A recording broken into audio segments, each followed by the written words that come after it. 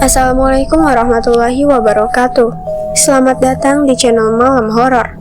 Pada episode kali ini, saya akan membawakan sebuah cerita dari Twitter yang berjudul Wisma Tumapel Malang. Sebelum lanjut, untuk mensupport kita dengan konten horor menarik lainnya, jangan lupa tekan tombol like dan juga subscribe, serta aktifkan lonceng notifikasi agar tidak ketinggalan cerita lainnya. Langsung saja kita dengarkan cerita horor berikut ini. Bangunan yang sudah berdiri sejak tahun 1928 ini sempat lama tidak difungsikan dan juga terbengkalai. Banyak cerita mistis yang dibawa oleh tiap-tiap orang setelah mengunjungi wisma tersebut. Salah satunya adalah cerita yang dialami oleh Ferdi dan ketiga temannya. Ferdi adalah mahasiswa tingkat akhir yang menempuh pendidikan di salah satu sekolah tinggi di Malang. Saat itu, dirinya diajak oleh salah satu temannya untuk membantu mengambil gambar di beberapa spot gedung lama di kota Malang. Kebetulan, selain Bella dan juga Vista, temannya sangat penasaran sekali dengan Wisma Tumapel. Akhirnya dijadwalkan mereka akan berkunjung ke Wisma Tumapel esok hari. "Bro, awak edewe tok, sing meh rono?" tanya Ferdi santai. "Bro, kita saja nih yang kesana." "Enggak bro, nanti kita bertiga. Ada temanku, namanya Evi, yang ikut bersama kita." Ferdi dengan santai membaca balasan chat temannya itu dan menekan tombol off HP-nya. Dia menaruh handphonenya di atas lemari kecil dan kemudian memejamkan mata. Tidur adalah cara terbaik melepas lelah pikiran dan juga segera memotong waktu sadarnya. Pagi telah tiba. Ferdi dengan sikat gigi yang berada di dalam mulutnya melihat serius ke arah kaca. Sepertinya salah satu jerawat sedang tumbuh subur di keningnya. Dia mendengus pelan. Setelah itu dia menyelesaikan menggosok gigi dan kemudian mencuci mukanya. Ferdi kemudian mengambil tasnya dan kemudian memakai helm di kepalanya. Dia kemudian lanjut berangkat ke Wisma Tumapel. Kebetulan Niko, temannya itu mengabari untuk langsung bertemu di lokasi saja. Siapa saja yang telah sampai duluan wajib mengabari dan juga menunggu dulu di depan gerbang. Ferdi bukan orang yang gemar sekali memakai jam karet. Pasti, jika dia sudah janjian, dia akan datang tepat waktu. Beda dengan Niko. Benar saja, Ferdi sampai duluan di gedung wisma tersebut. Hampir 15 menit dia menunggu di depan wisma tersebut. Dia melihat gedung itu dengan teliti. Heran saja, gedung yang sudah berdiri puluhan tahun bisa sekokoh itu dan memancarkan kesan penasaran akan ceritanya. Tak lama dia memandangi gedung wisma itu, tiba-tiba ada yang menepuk pundaknya.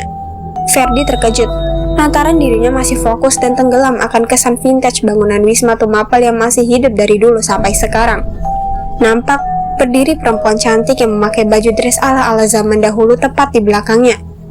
Ferdi agak terkejut. Mungkin pikirnya itu adalah Evi, teman Niko yang mana dikabarkan menemani mereka mengambil foto di tempat itu. Tidak ada pikiran apapun saat itu oleh Ferdi karena memang Niko sudah mengajak janjian untuk bertemu langsung di lokasi. "Mbak Evi ya? Kenalin mbak, aku Ferdi, teman Niko," ucap Ferdi dengan ramah. Perempuan itu hanya tersenyum dan melihat wajah Ferdi dengan tatapan yang kosong. Ferdi yang hanya bisa tertawa garing lantaran salamnya tidak dibalas oleh perempuan itu. "Niko belum datang mbak, jadi kita tunggu dulu, soalnya dia suka molor," lanjut Ferdi. Perempuan itu kemudian tersenyum aneh dan mengangguk berkali-kali. Ferdi semakin aneh saat perempuan itu kemudian secara cepat menoleh ke atas kemudian melihat wajah Ferdi kembali. Ferdi hanya menganga dan tidak mengerti apa yang dilakukan oleh teman Niko satu ini. "Kita keliling sambil melihat ruangan mas, aku temenin," ucap tiba-tiba perempuan itu. Ferdi saat itu hanya bingung, karena Niko berpesan bahwa harus menunggu di depan gerbang wisma dan tidak boleh kemana-mana. Perempuan itu memaksa untuk mengajaknya jalan-jalan sambil menunggu Niko.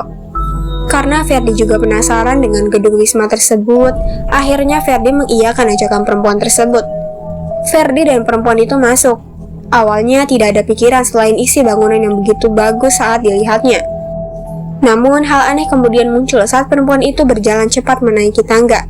Ferdi yang kebingungan langsung membuntuti wanita itu dengan berlari cukup cepat. Mbak, ada apa?" tanya Ferdi khawatir dan terus mengikuti wanita itu dari belakang. Wanita itu masih berjalan dan terus berjalan meninggalkan Ferdi, yang berlari cepat terengah-engah, hingga Ferdi sampai di gedung paling atas. Tidak terlihat perempuan itu berada di sana. Ferdi pelan-pelan mencari dan terus mencari. Teriakannya lumayan keras dan juga terdengar sangat nyaring. Namun sosok perempuan tadi tidak terlihat di ruangan itu. "Mbak, halo," suara pelan Ferdi memanggil perempuan tadi. Tiba-tiba terdengar suara cekikan panjang yang membuat merinding sekujur tubuh. Suara itu terdengar jauh sekali, namun tubuhnya merasa bahwa ada sesuatu yang sedang berdiri dan memperhatikan dirinya dari dekat. Suara itu hilang. Tanpa berpikir panjang dan juga berbelit-belit untuk tetap tinggal lama di ruangan itu, Ferdi memutuskan untuk kembali ke bawah dan menunggu Niko di depan gerbang. Namun saat dia membalikkan badan dan juga akan turun ke bawah lewat tangga, Ferdi mendengar sesuatu. Terdengar suara seseorang yang sedang memakan sesuatu dan terdengar jelas juga suara retakan kecil saat itu. Ferdi bingung. Suara yang ia dengar seperti seorang yang dengan lahapnya memakan tulang muda dan mengunyah penuh dengan semangat. Ternyata saat sampai di tangga, Ferdi melihat perempuan yang tadi sedang duduk dan menunduk dan tertutup rambutnya. Ferdi penasaran, karena terlihat ada cairan yang menetes dengan deras lewat tangannya. Ferdi turun pelan-pelan dan mendekati sosok wanita yang terus menunduk itu. Sampai saat dia jongkok dan melihat kondisi perempuan itu, Ferdi terkejut. Perempuan tadi memakan jari-jari tangannya sebelah kiri dan itu terjadi dengan jelas di depan kedua matanya. Ferdi yang kaget langsung berteriak karena tidak percaya dengan apa yang dilihatnya. Akhirnya Ferdi ketakutan dan menjerit bukan main.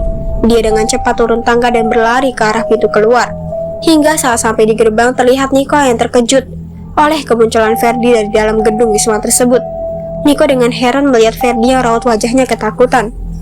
"Loh Fer, tak kira durung toko. Kok wes neng jero awakmu?" tanya Niko keheranan.